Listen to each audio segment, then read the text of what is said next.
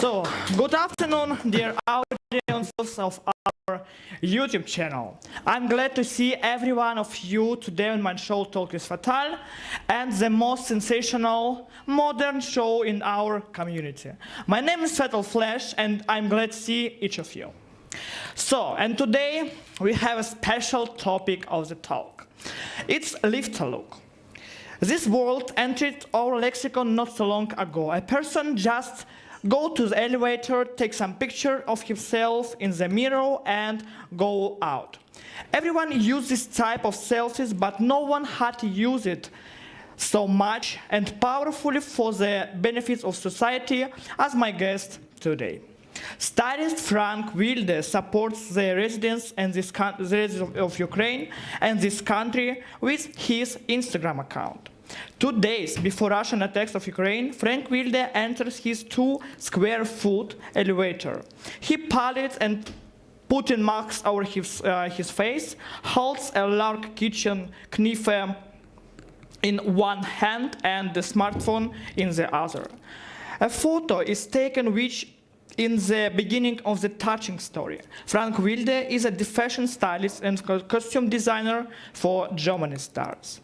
Among his clients are singers Sarah Connor, actresses Heike Makash and Irish Berba, as well as the roaring mayor Franziska Giffey, mayor of Berlin. During his long careers, Frank has organized many national and international film and television projects. On the Berlin stage, the 59-year-old stylist is known as a queer activist and was awarded the Soul of Stonewall Award 2022 for this life's work as an activist at Berlin CSD last year. Since February, Wilde's Instagram profile has grown from 309,000 for over 100,000 followers. The Ukrainian media very appreciate about his support of Ukraine. Ladies and gentlemen, please welcome Frank Peter Wilde today in my studio.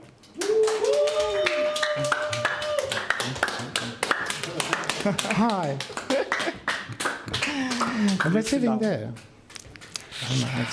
So, Liba, thank you for coming and thank you for give me some interview today. You know, in the social media, we know about not so much information about you like about private person.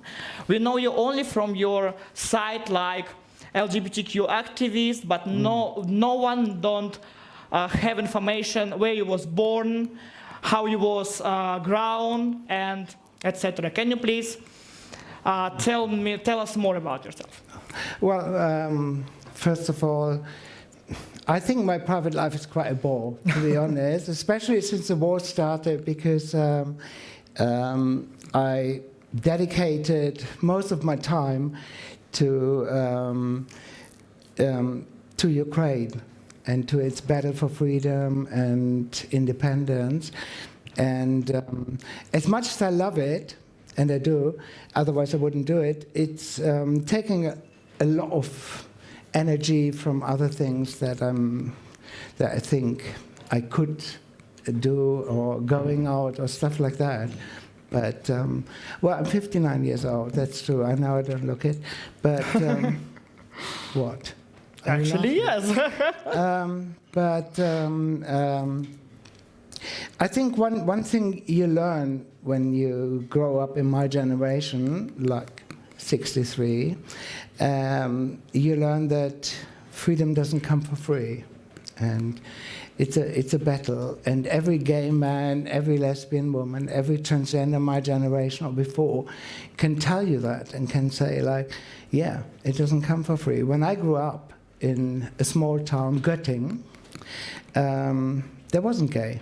Mm-hmm. It didn't exist, you know. So, as a sexually confused teenager, I was looking for answers to questions, and there's never been a Tiffany advertising where two men put rings on each other, where lesbians give each other perfume for Christmas and kiss each other or something like that. It was erased. It was non-existent. It was totally tabooed, you know. And there was a battle. A lot of people my generation couldn't win or didn't win because they thought they're not strong enough, you know. I was very lucky because I had great role models, and when I was 18 I moved to Berlin and I discovered, like, okay, there's a world outside, there's something I can relate to, there's people who've been, you know, walking my road before me and so I feel like I have to give back as well. You are a wardrobe stylist, costume designer, image creator, fashion designer, and LGBTIQ activist. How do you combine so many different forms in yourself, and how do you cope with the load?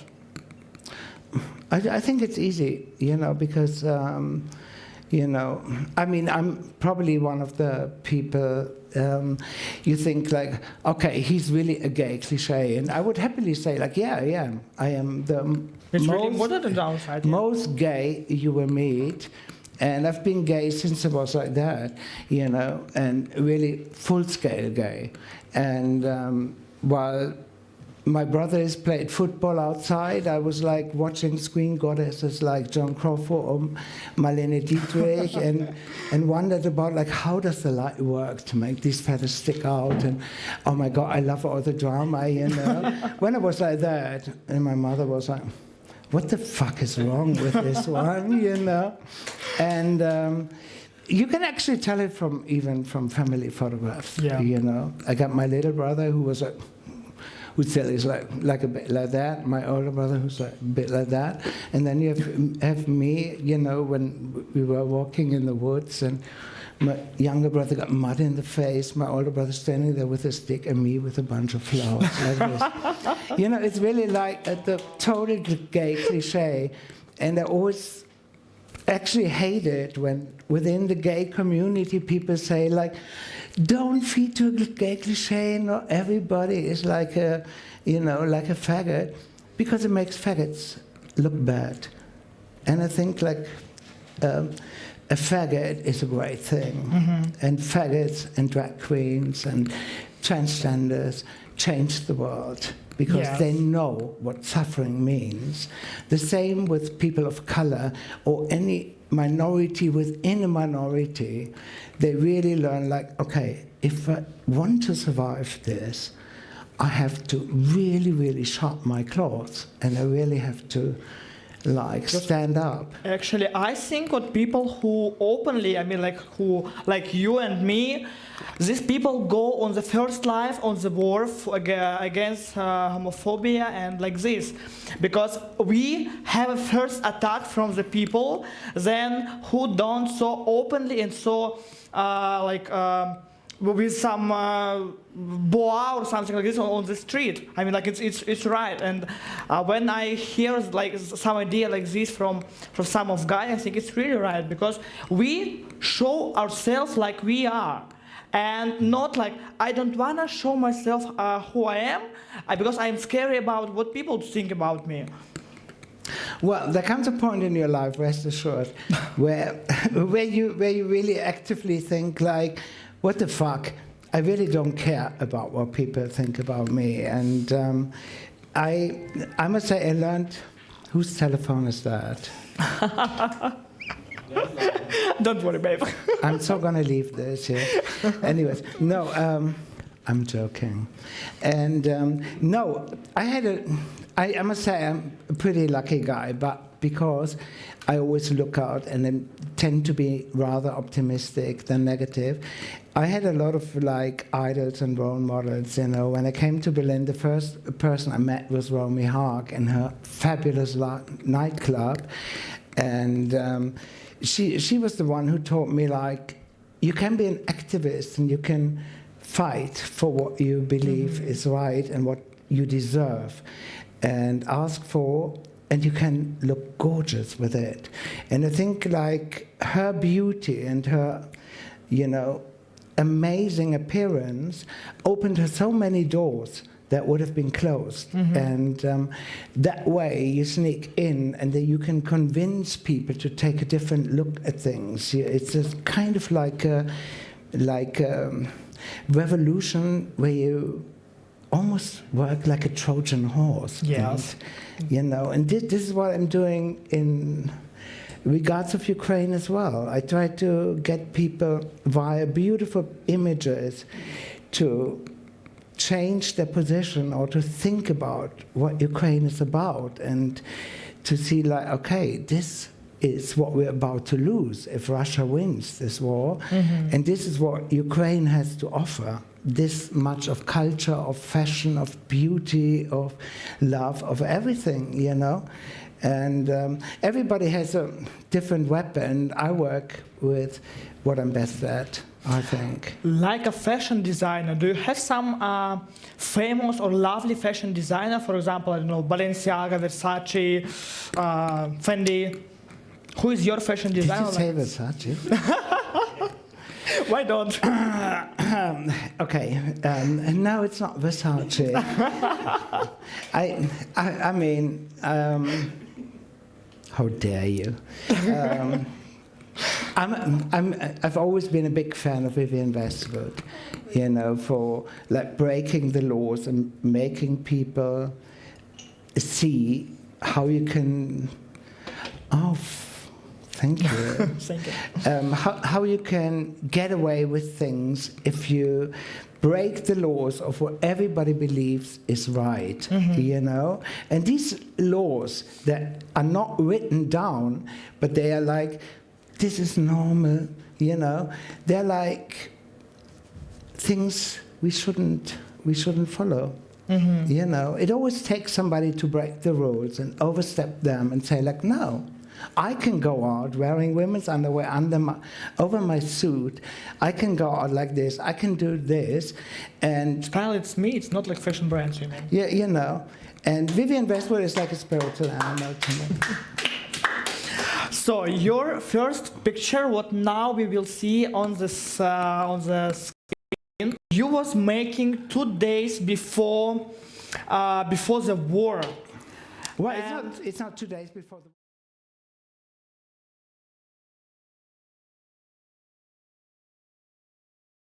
Yes, but you published it 22nd of February. Yes, that's true. Yes, that's true. And in this moment, when you publish this picture, are you expected what happens in Ukraine? Because it was like like prophetic premonition what you did, and after this, your style, your life, like changed what was before and what happens after. I think it's not so much about my life that changed. I think whose life really changed is the life of Ukrainians. It was a miracle photo. When on February 24, all Ukraine was bombed, and it was not just somewhere; it was like all Ukraine, And Russia was intending to conquer Ukraine within 3 days, change the government, put in a pro-Soviet government, and enslave Ukraine again, like they've done in the past. When I put this picture, it was kind of my answer to what you could see if you follow politics and news, when Russian army was building up on the Ukrainian border, and Putin would still say like, no, it's a military exercising we're doing, and he phoned with Macron, he also phoned with Scholz, and he said, no, we're not intending to invade Ukraine. And I was like, darling, what have you done in Georgia? Yeah. What have you done 2014 Crimea? Who's going to believe this? He broke all the contracts, he broke everything. And also I recalled the situation in 2013 when his Duma had this homo propaganda laws released to protect children, and the queer community, I mean, I can only speak for the queer community in Berlin. It was like a wake-up call for us, and there were huge demonstrations in front of the Russian embassy against it, because I think minorities smell when there's something awkward happening, and we know what tolerance means. It's like a contract with society that can be broken from one side, and the next day you're the harassed one, and you're the one they are like haunting and saying like, you're the cause of all evil and whatnot. And we were standing up against that, and so for me it was not surprising, because Russia seemed to develop into that, you know, and everything looked like that. So, and the photo itself actually is a reference, if you look at the hashtag, it's a reference to the Nicolas Roeg movie from '75, Don't Look Now. Gorgeous movie, watch it if you haven't. And where, yeah. Ladies, yeah. Yeah. It's not a full it? sex taste, but yeah. Yeah. More with Well, you have to go on the wall. No, we can't. It's like a but it's okay. Can we work with professionals for a change? Anyways, it's a reference to Don't Look Now, which is a gorgeous horror movie, and where a father loses, and a family loses its child wearing a red raincoat. That's why I have red gloves on, and drowning in a river. And then he tries to forget about that and goes to Venice and rebuilds a church, and all strange things happen. And when he goes home to the hotel, he always sees this small person with a red coat running, and he envisions his daughter, you know. And I don't want to spoil everything, but it's horrific. This picture was actually like oracle for the next days. And when you published this picture, what was a reaction? What was the reaction of this picture? I mean, like after this, after 2 years, when you published it, happens the war. What was your reaction, for example? Well, first of all, there wasn't a lot of reaction on it. It was like, because I always used to do these references, and I always try to do in the series to put different layers of telling a story. You know, first of all, a very glossy one that looks kind of like interesting or amazing or fashionable, and then I try to always put a layer underneath that's more like whispering a secret or offering another sort of like viewpoint to it. And this is what I did here. For me, it was pretty clear, like, it's a warning. You know, be cautious, because something horrible is going to happen. But it was, to be honest, the same time when people in German television still said, like, Putin's never going to invade Ukraine. He's not like, it's the US, like, being hysterical and making Putin look bad, but he's a very sensitive person who would never invade Ukraine, because you know he's not, thank God, he's not the evil dictator, you know, that NATO and US and all the other warmongers make him look like. And I was like, darling, this is not gonna age well. You know, in opposite to me, you know. I just have to say that. When you make the publication, did you feel the changes in your direction from the public? And reactions, the number of subscribers, and reactions, the level of your media. Do you think with this picture, what we see, was starting point of the change for the future? No. No? No, it wasn't like that. Actually, I did this, and it was a very conscious decision when we woke up to February 24, and you for sure remember it was like at 4 o'clock or 5 o'clock in the morning that Russia attacked Ukraine in total. What was your feelings when you know about it? I was quite indifferent, because it was something that I totally expected. I was pretty sure it's going to happen. And I decided actually on February 22 to really support Ukraine and stand for it. And I put a picture on my Facebook in a series that I call Notre Dame des Fleurs, where I normally write a lot about what I'm wearing. It's more like a connection between the flowers I'm buying and the clothes I'm wearing. It always has a political and very personal background as well. And I changed that concept for 20 seconds. It just stood there with some blue sequin top. I can't remember exactly what I was wearing, holding yellow flowers, and it just wrote Slava Ukraini. And that was 2 days before the full-scale invasion. And for me it was a decision, okay, if this war happens, I will not stop using my voice on social media and to support Ukraine, and I didn't even think about it, to be honest, because a lot of people ask me like, why did you say, how did you say? It wasn't like, oh, it could be a clever marketing move. It wasn't, and it still isn't. It's like, I do what I feel is right. And if somebody says like it's shallow and it's stupid, and I mean, if you support Ukraine, go to Ukraine, fight there, then I say like, darling, if I would fight in Donbass or in Bakhmut, I would be killed within 1 hour because I wouldn't know even how to use a gun.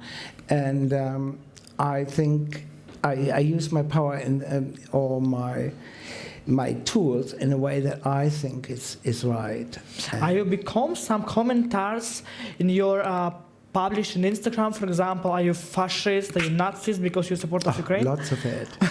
Lots of it. I even get messages like, Kadyrov's going to find you and kill you and whatnot. I go, darling, give me a break.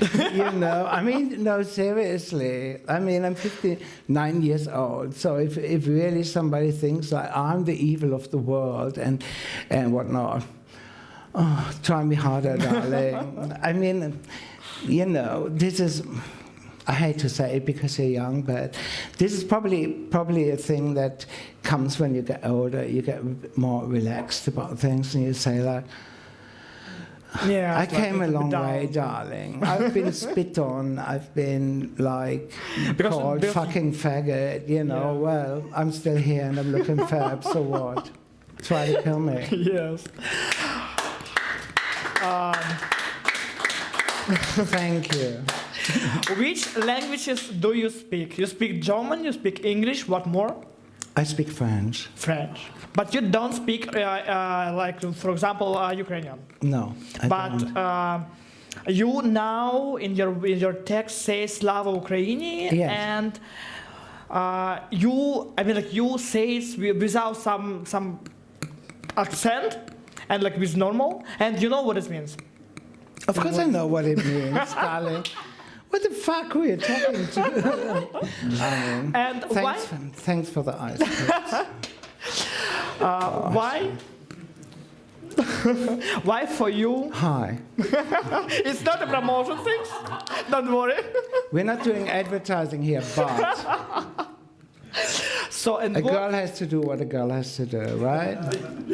They don't have Jägermeister here. I just heard. What Ukrainian people and Ukraine like a country means for you? Well, since, you know, the thing is, the whole thing developed, and I always say that, and it's true, it wasn't like a choice for me. You know, I decided to do this series like I've done it before, actually. You know, when in 2016, there was this slaughter in Orlando where 49 people got killed in a queer nightclub.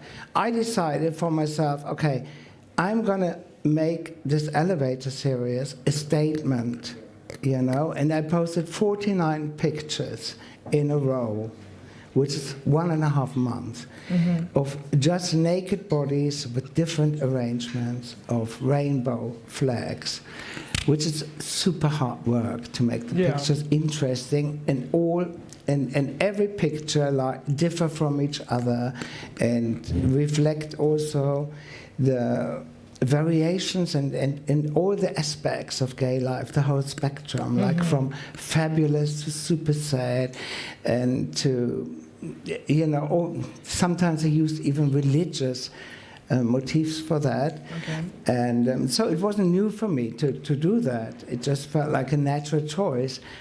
And then the thing is, it grew. And then I got a journalist from a magazine called The Village contacting me on Instagram.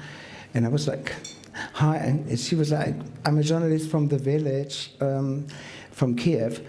And I was like, what is The Village? And I thought, like, it's some little magazine, like Becker Blume in Germany or something like this. You know how it's called? The Village. The Village, okay. And she was asking me some questions. Why did you do that and whatnot? And I see that your Instagram, and at that time it grew from 3,500 to maybe 5,000 or something. I see that a lot of Ukrainians refer to your Instagram or repost stuff. What is this about? And I said, like, well, I post one picture per day, and I've been doing this for 12 years. And since February 24, I post the same one picture per day, and with a strong reference to Ukraine and support of Ukraine. And it's kind of like a war diary. And she was like, what the fuck, a war diary? Oh my God, we got to do an interview with you. And I was like, okay. And she said, can we Skype? And I was just like having a Jägermeister sitting on my terrace and a hammock. And I was like, no way we Skype. Seriously, I mean, And she was like, how can we do it? And I just said, send me your fucking questions. So I just answered them. I was actually pretty rude, to be honest. So she sent me the questions, and I just answered them like in 5 minutes, having a smoke a cigarette, like that. And the first question was, who are you? Who are you, and what are you doing? And it just said, like, my name is Wilde. I'm a costume designer and wardrobe stylist. I'm 59 years old. I'm gay, and I live in Berlin. And the second question is, like, why do you support Ukraine? And I just answered, the question is wrong. The question should be, how could I not support Ukraine? As a gay man of my generation, I know that freedom doesn't come for free, Yeah. And it went on like that. And then, to be quite honest, I forgot about it. I sent it off, and she said, thanks a lot. And can I use pictures from it? I said, go ahead. Okay. And then a few days later, like 3 days later, creative consultant from a German advertising agency sent me like, Frank, can you believe it? She's Ukrainian, and she said, Frank, can you believe it? You're in The Village. There's an article on you. And I was like, oh, right, there was something. Like. And can you send me the link? And she sent me the link, and I was like, oh my God, it looks really gorgeous. Cool. Super modern graphics, the way they build it up. It was all in Ukrainian, so I couldn't understand the words. So I was like, Google Ukrainian German. And then, I'm a practical girl. And so I was doing that, and then I realized they printed exactly what I said. So the interview starts with, hi, my name is Frank Wilde, I'm 59 years old, I'm a costume designer, gay, and I live in Berlin. And I was like, okay. And then I realized on Instagram that my followers were growing. And I thought, like, everybody always told me Ukraine is homophobe. And the people were like, oh my God, we love him. They were really like, oh my God, this guy is so fierce. He doesn't give shit about what people think about it and whatnot. And I was like, oh wow, that's quite different from the view most Germans have about Ukraine, if you're really honest. And I was like, okay, let's see, how homophobe or not. Ukraine really is. And trust me, and you can look on my Instagram. Okay. I can prove it, actually. I was really trying Ukraine, you know, making pictures in a short sequin dress with wigs and stuff like that. And just like saying, okay, are you accepting this? You know, and I'm not a drag queen, you know, just because I'm a lazy bitch. I couldn't have the energy to put on makeup and all of that shit. And Ukraine was like, oh my God, this is so great. And I was like, what? Seriously? You know, putting on a pink wig, like, or total slutty picture. And they were celebrating. And I thought, like, oh wow, this is certainly not the post-Soviet little country we know little about. The people in German television always talk about and say, like, secretly it belongs to Russia. You know? I thought, like, no, it doesn't. These people are totally different, you know?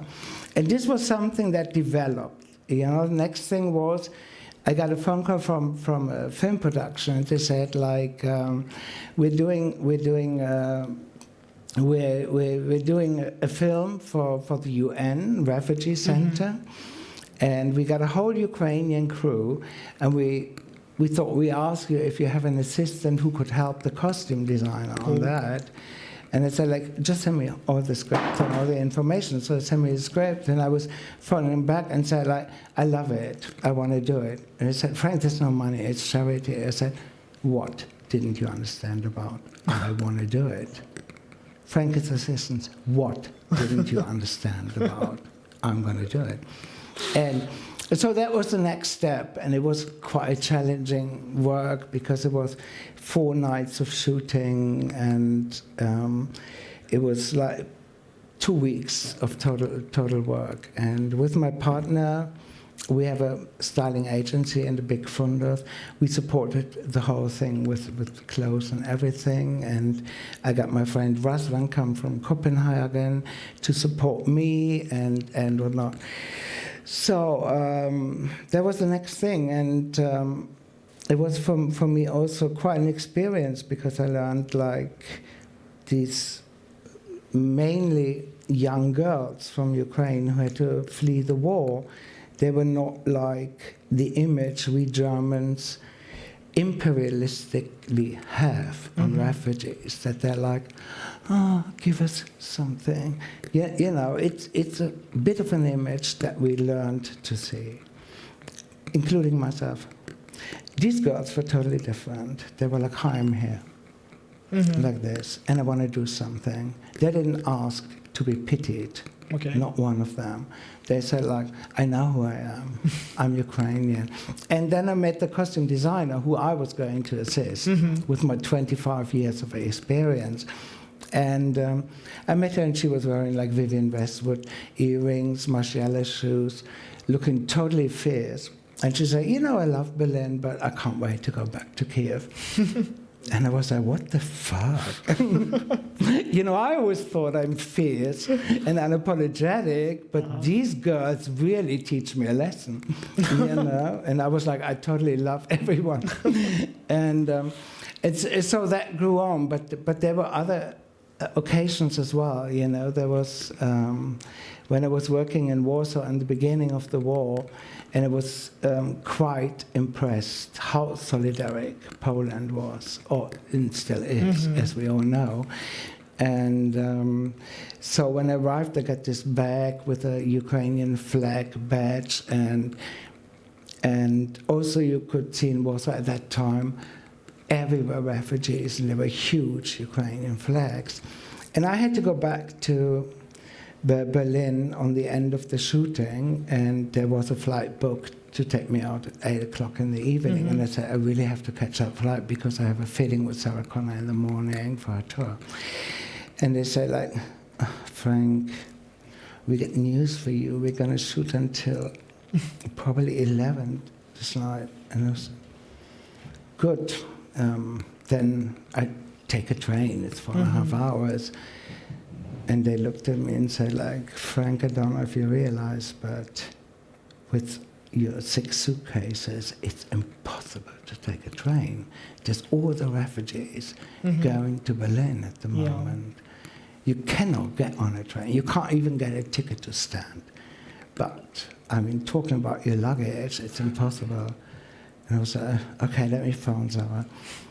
I phoned her and she said, there's no way we can postpone it because I'm going to be in Bremen next day for rehearsals and then we're starting the tour there. I was like, And the production came up. Cheers, anyways. And then the production came up with a plan and said, like, okay, how about if we get you a driver to drive you back to Berlin? And I said, like, oh yeah, that could work. That could work. So there was this handsome driver driving me back in a big Mercedes and with all the luggage. And there was like, we stopped there because before the border because I want to buy cigarettes and because they're cheaper because I'm a cheap bitch and so we stood there and stopped there and it was something that still is kind of stuck in my head because there were all these buses with refugees in there, and it was in the middle of the night, and you could see the people, how they looked out of the windows, It was still winter, and so the little kids had all like shorts around and hats on, and you could see the mothers holding them, and you had the old people draped in something holding on to plastic bags and whatnot, and it was almost surreal, with all, how a road looks like at night. It always has this kind of sort of thing, and then you have this light coming. It was very theatrical in a way, but then it was very real and very painful, actually. Yeah, can understand. And so I don't want to go on because otherwise I'm going to cry. So and it was this way back to Berlin that kind of like changed my attitude to it. I decided on that night to not stand by and be like, yeah, but there's a war in Yemen too, there's Syria, there's Palestine and whatnot. And I thought like, okay, there's a reason why you witnessed this, and it's like, and call me spiritual or stupid or whatever, it both fits. And it was for me a reason like, no, I will do something about it. And then I decided to work on Hauptbahnhof for refugee. How do you call it? I don't even know. Welcoming refugees. Yes. And I thought like, okay, you just go there, put a stupid vest on, and go. It wasn't like that. You arrived there. After you put yourself into the timetable, you arrived there and you had a teaching before, Yeah. And this was also a lesson I learned. And they told me, like, first thing what you do when you deal with refugees is don't pity them. These people are exhausted. They've been traveling. Some have been traveling for days. Others have been on the train for 14 hours. They're tired. They're sad. Yes. They're traumatized and feared. Don't give in to that. Don't pity them. Don't say, oh, I'm so sorry for this. You are here to empower them. You say, when you meet a refugee, you say, it's great that you're here. Welcome, and here you get your mobile card, here you get your medicines, here you can get food, here you can get a ticket connecting you within Germany, and here you get a ticket connecting you within Europe, and there you go if you need medical assistance and if you need a place to stay in for the night or whatnot, and that was also strange for me. I don't think it was strange. It was the right things. I mean, like, because I also work like volunteer on the center of the Hauptbahnhof, and we also have this like instructage before you going to the refugees, and I think it's really good what Berlin organized this stage for the refugees, because I see these people who come to us who was scared, who don't know the language, and it's really important what on the stage or from the booth, from the Bahnhof, we meet these people and we're talking with these people with Ukrainian language or with Russian language or with English language, and we explain these people what you now safe, you don't must be scary, we will have all support, and it's cool organized from Berlin, I think. But right now I think we should going on a little bit pause, and everyone go to the drinks, and we a little bit chilling and relaxing, and come back to everyone after 10 minutes. Good.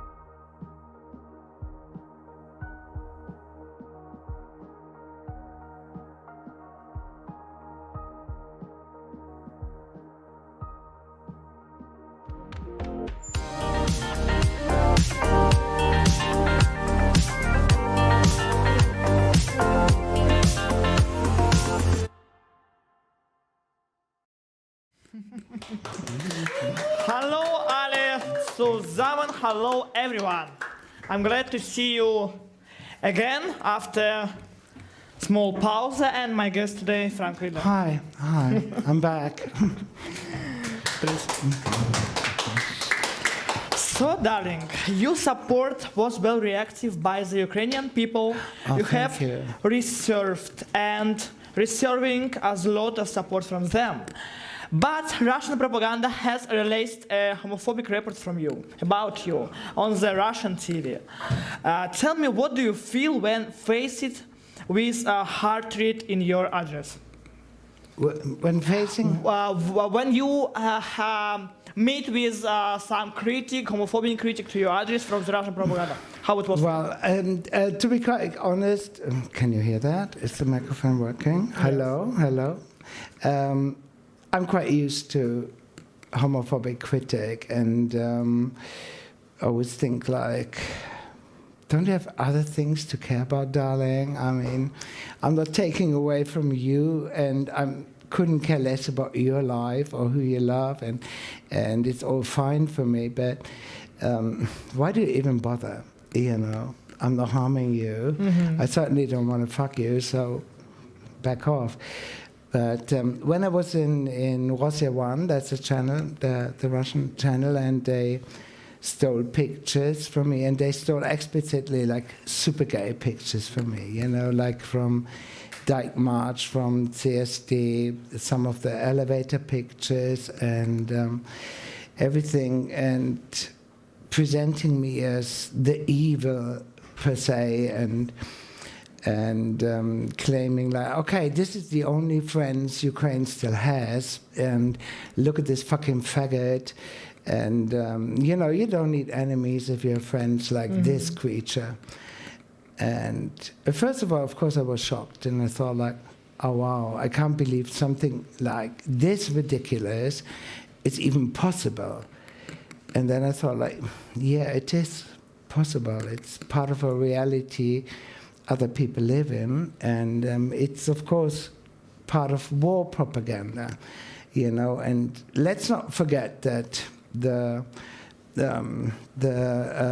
Kirill from Orthodox Russian Church officially stated gay propaganda is a reason to justify the war in Ukraine. He said, you know, we have to save poor Ukraine from gay propaganda and from gay parades. Our poor sisters and brothers in Ukraine are threatened by Western satanic homo propaganda.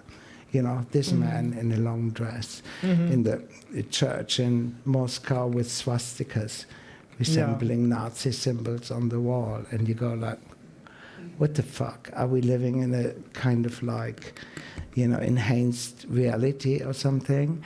But this is the truth, you know. And people forget that last summer, the Duma in Russia even strengthened the homo propaganda laws, making it impossible amongst adult people to talk about homosexuality and forbidding all rainbow symbols.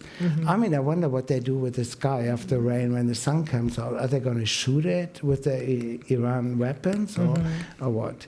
It's like totally bizarre, and you think like, it can't be true, but it is. But it really is, and it's the sad truth, you know.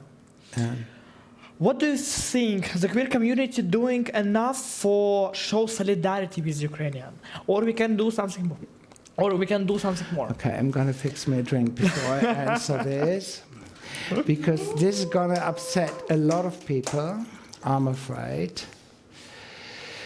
So, as much as I love the queer community, and as much as I respect everybody and his input into things and his interests, and no, not everybody has to have the same, you know, affection like me towards this. I must say, I was deeply disappointed last summer, you know, because in the beginning of the full-scale invasion in February, it was like amongst the whole queer community, it was like very fashionable to put a Ukrainian flag amongst your profile pic to show solidarity for Ukraine and everything. And this went on for 2 or 3 months, really strong, and a lot of projects were done where the queer community also collected money, collected food or hygienic things to go to Ukraine. But the thing also is amongst the queer community in Berlin, my feeling is that there's a lot of jealousy about it. And some of the people who were doing that very publicly got attacked for using it for their own fame, to look like, I'm such a good person and whatnot. You know, and even, to be honest, even if they did, I don't care. I think it's great that they do. And I think, like, if you do things publicly, you inspire other people to do the same. So whether you do it to make yourself seen as a very good person in the public eye or not, it is good that you do it. So, and then came June 1st, you know, it's Pride Month. And when the Ukrainian flag and the rainbow flag was put up, and I was like, what the fuck is going on? The war's not over. Yeah, I know, we got Pride Month, but, you know, it's not one or the other. It's both. It's both. And if you support queer rights, which I think is the right thing to do, and if you support Ukraine, which I know is the right thing to do, then why don't you do both? Yeah. And you can do it. And you can do it. And look at my T-shirt. It's living proof of how it works. You know, this is done by English designers. And, they sell this T-shirt, and 100% of the profit goes to Pride, to Kiev Pride. Yeah. You know, and they're not the only one. There's so many activists I know, like from Canada, Andrew Kutcher, who does like a Vyshyvanka T-shirt with the rainbow on it and all of that. And I think it's never a question of either or. You have to do both. And this was for me very disappointing, and I actually posted about it, and I said, like, darling, if you change, just take the Ukrainian flag out and put the rainbow flag in and think everything is all right, you're not a political activist. You're just window dressing, and you're just fashionable, and I find it shameful. In your wardrobe, there are things mostly from Ukrainian designers and with Ukrainian themes. How do you plan to develop these topics to the future? Shall we wait for the Frank Wilde Ukrainian fashion show? Or something like this? No, I'm not intending to do a fashion show, but I am actually, I wasn't so focused in the beginning, but nowadays I collect everything, like everything that's Ukraine related that either I buy or I got sent, every postcard, every stamp, every little thing I collect, which makes it for me even hard to, because it's getting more and more, because I'm planning to do an exhibition with it, and because for me it's so interesting how fashion and culture develops in times of trouble. Trouble is a nice word for it. In times of war, how the face of Ukrainian fashion also changed, which was first like a very sporty city, and if you want to connect it more like modern Balenciaga-ish, oversized things. And when the full-scale invasion started, Ukrainians went back to their heritage, to their cultural heritage, and there's been an increase on what really reflects Ukraine, where Ukraine comes from, how Ukraine built it up, and I think it's very, very interesting. And also it's a sign of resistance and saying like, no, we're here, we are not going to give in, and we know who we are, we know where we want to go, and we want to be and remain Ukrainians. Thank you.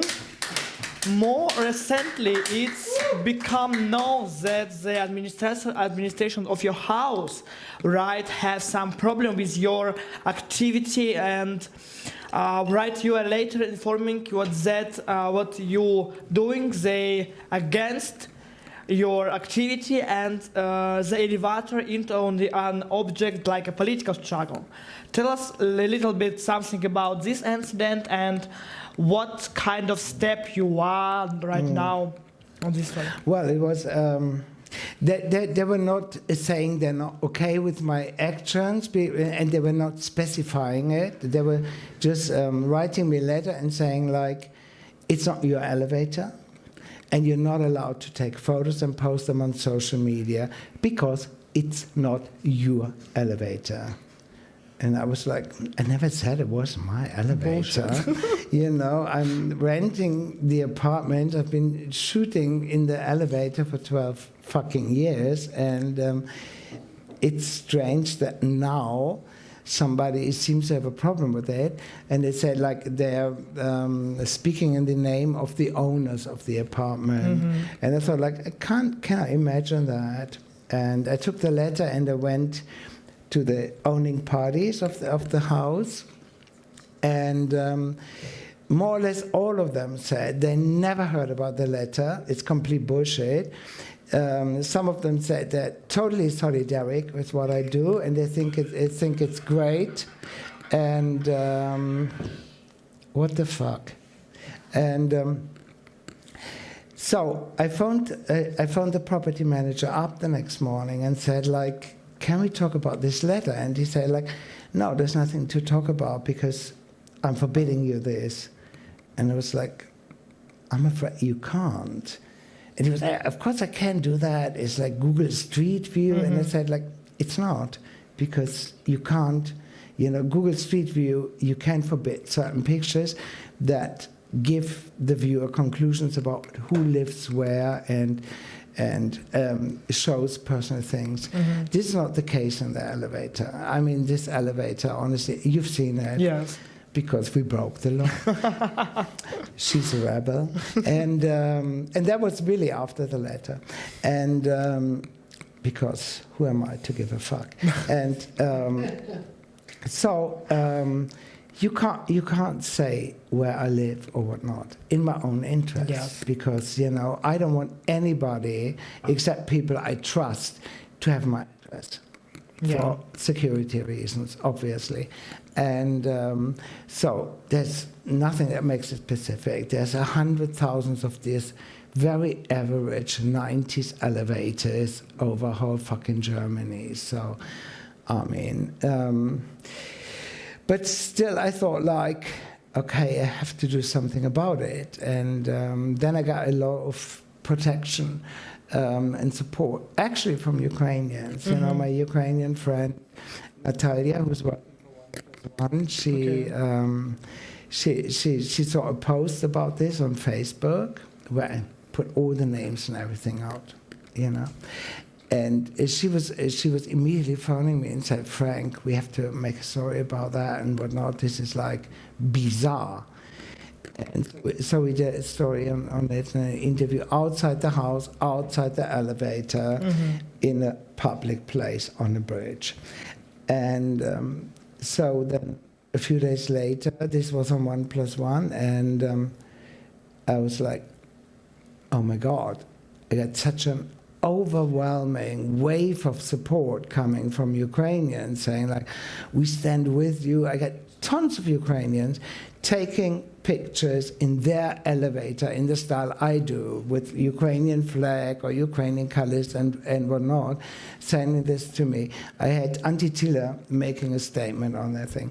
And finally, I got United 24, the initiative of mm-hmm. President Zelensky, making a post on Instagram like, support the freedom of art. This is our friend of Ukraine from Berlin, Frank Wilde, and he's in trouble for this, and we fully stand behind you and whatnot. What this means for you when this initiative from President Zelensky makes some post about this incident? It's hard to put in words, because I've been connected with them since, I think, last May, when they contacted me about a collaboration, and I didn't even know what this is about. This was long before Balenciaga cooperated with them and whatnot. And I was at that time on a job in Sofia. And they said, okay, and this one girl was contacting me, we're interested in cooperating with you, we think it's great what you're doing and whatnot.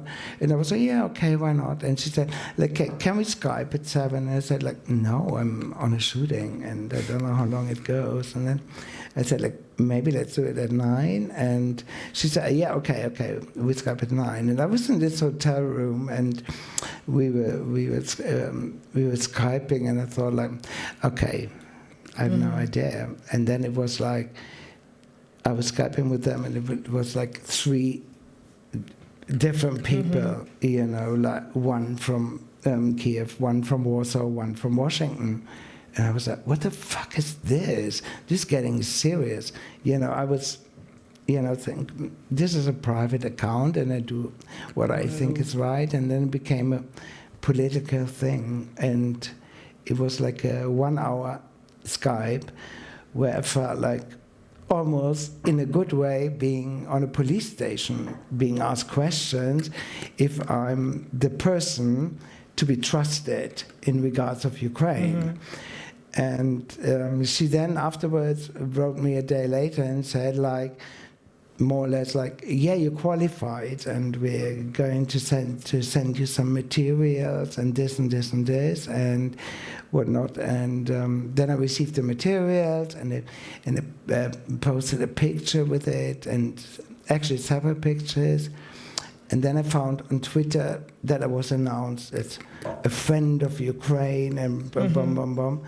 And I was like, oh my God, this is, you know, coming.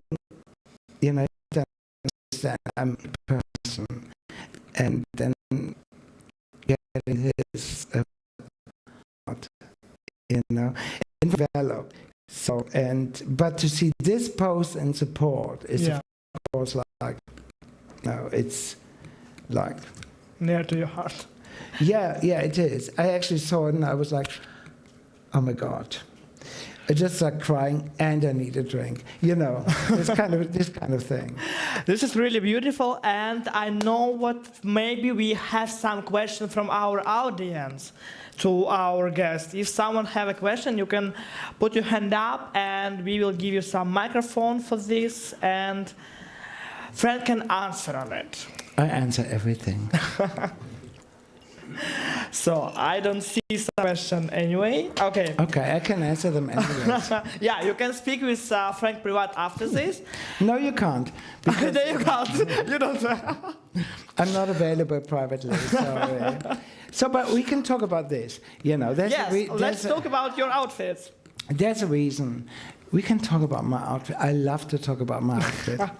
You see, all of this, I talked about this before. This is Jean Gritzfeld, the suit, because I was modeling for him on Berlin Fashion Week. You all know him, I know. And he asked me to join it, and I was like, of course, Jean. So it was doing it, and it was really funny. And I found it great because he had all these beautiful, stunning models, like 20-year-old, and that was me, like 59. And then his assistant was trying to arrange a scarf for me, and I was like, no, darling, I'm gonna like this. And he was like, no, it's like this. And I said, like, I'm here to help. I'm not a model, I'm an icon. And he was like, and Jean was like laughing and said, yes, you are. And I said, I know. And I was wearing it like that. And then Jean gave me the suit afterwards. He said, bye, Jean Gritzfeld. What about your coat? I saw the coat. It's actually a very expensive coat I bought like 3 years ago, long before the war, because I love the color. And it's been ridiculous. It's been laughed at because of the color. People say like, oh, you're like Bibo from Sesamstraße or something like, you know. And I was like, darling, just because not everybody wears gray, you know, microfaser, Jack Wolfskin bullshit jackets, it doesn't make me ridiculous, it makes you stupid. And there was the demonstration on February 24th for the 1 year anniversary of the full-scale invasion. And of course I was going to there, and Vita asked me, Frank, do you want to hold a speech again? And I was like, yeah, why not? I didn't know what to talk about, to be honest. And then they sent me a schedule like one day before the demonstration, said, we have so many speakers, and we scheduled you for a stop in front of Russian embassy. And I was like, okay. And I thought, oh, what the fuck are you talking about? And then on February 24, and it was around midday, the postman rang, and he brought me a little package, and it was from LGBTIQ in military of Ukraine. And they contacted me a few weeks before that and said, like, we are so proud of what you're doing, and we love what you're doing, and you're such a great ambassador for both queer rights and Ukraine. And we would love to send you our chevron if we may. And it was like, darlings, I'm not fighting in the army. I'm not, you know, I'm not defending my country. All I do is make elevator pics and use that. I don't know. Seriously, I feel strange about that. And they said, like, no, we really love to do that. And then I said, I'm not going to stop here. And so they sent it, and it arrived on that very day. And I thought, like, okay, good. This is like a sign from the universe. I'm just going to take the chevron, I'm going to sew it onto here, I'm going to wear the coat, and I'm going to talk about queer rights when I'm holding my speech in front of Russian embassy, because there's a huge difference that a lot of people don't see, you know, especially regarding queer rights in Russia and in Ukraine.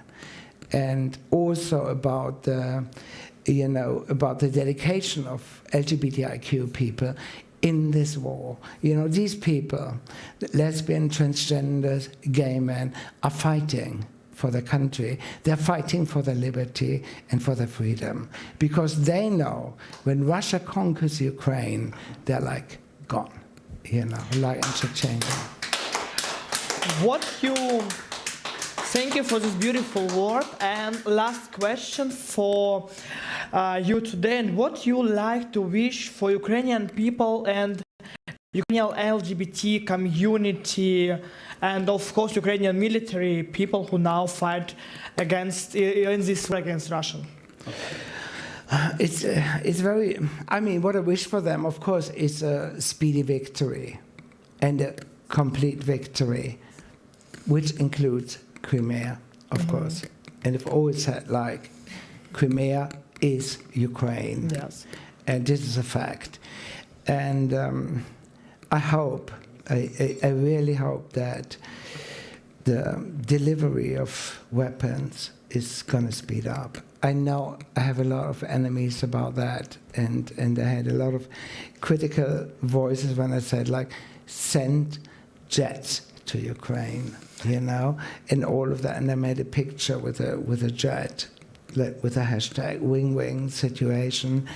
And I think it's essential that close the sky, support Ukraine with all you have, and really make this war end. And I know so many personal stories that I don't want to repeat because they're so heartbreaking and terrible. And I know one thing, a fact. It's not that Ukraine loves to fight or anything. Ukrainians want peace. And peace can only be achieved with the support of weapons, because this is the only language Russia understands. And Ukrainian will definitely win this war, and people of Ukraine will definitely be happy in this country, and this country be happy with this future after this terrible time what they have. And I really appreciate what we have in all of the world. We have people like you who support of Ukraine and who do a lot of things for this war, for supporting the people, and do most important things for make closely the win moment for this country. Thank you, Frank, for being with me today. Thank you for this interview. And I want to say, everyone, be support of Ukraine, be support of military of Ukraine, make some donation and for the army of Ukraine, because with your donation, army can win this war. And with me today was Frank Wilde. Thank you. Thank you for inviting me. Thank you, all of you, and we see us on next month. Bye-bye. Thank you.